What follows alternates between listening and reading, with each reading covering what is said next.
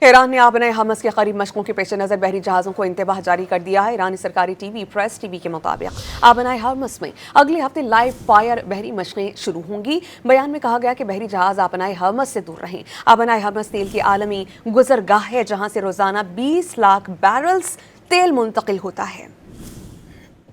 ایران نے آبنائے حمص کے قریب مشقوں کے پیش نظر بحری جہازوں کو انتباہ جاری کر دیا ہے۔ ایرانی سرکاری T V press T V کے مطابق آبنائے حمص میں اگلے ہفتے لائیو فائر بحری مشقیں شروع ہوں گی۔ بیان میں کہا گیا کہ بحری جہاز آبنائے حمص سے دور رہیں۔ آبنائے حمص تیل کی عالمی گزرگاہ ہے جہاں سے روزانہ 20 لاکھ بیرلز تیل منتقل ہوتا ہے۔